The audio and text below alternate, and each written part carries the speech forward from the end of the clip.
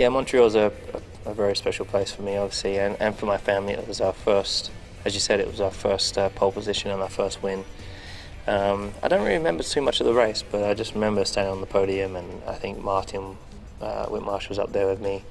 But yeah, just a day I'll never forget, obviously. I remember sitting on the grid actually and just looking ahead of you, and when you have no cars in front of you, it's quite a cool position. There's no better position to start from.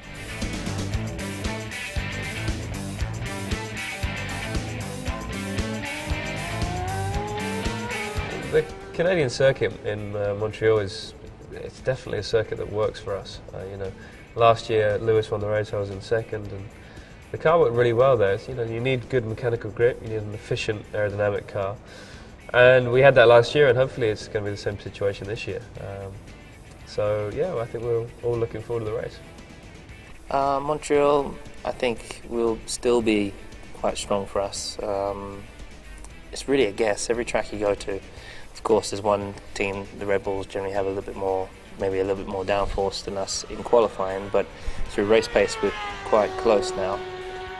I don't think they have a great end of straight speed, but there will be other teams. Ferrari's very strong on the straights, Renault's quite strong on the straights, but whether or not they can take the curbs like we can, we'll find out.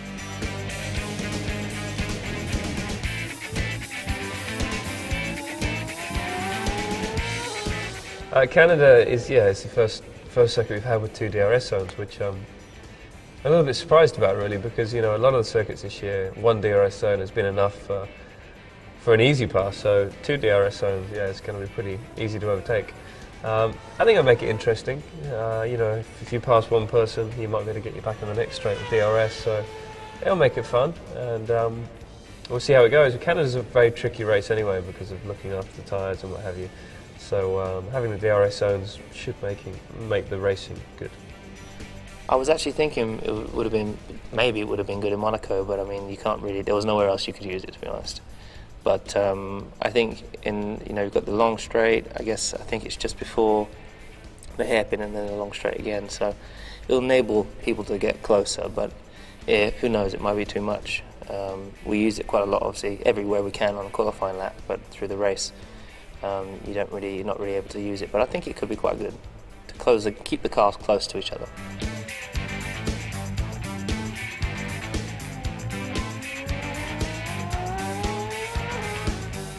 We're always doing work on safety in Formula 1, you know, the GPDA, which is the Drivers' Association, but also the FIA, so we're working as closely as possible to improve safety. Motor racing is always going to be dangerous, there are always dangers involved, and it says that on the pass when you walk into the circuit. But I think we can still work on certain areas, you know, of circuits. The cars have become a lot safer, the circuits have become a lot safer. But certain circuits, there are areas where we still are working on improving. For example, Monaco, after the accidents there, we're working on the chicane area to try and aid safety.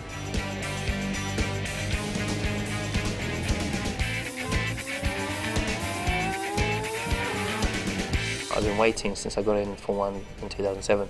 I've been waiting for a game to come out so I could be myself in it.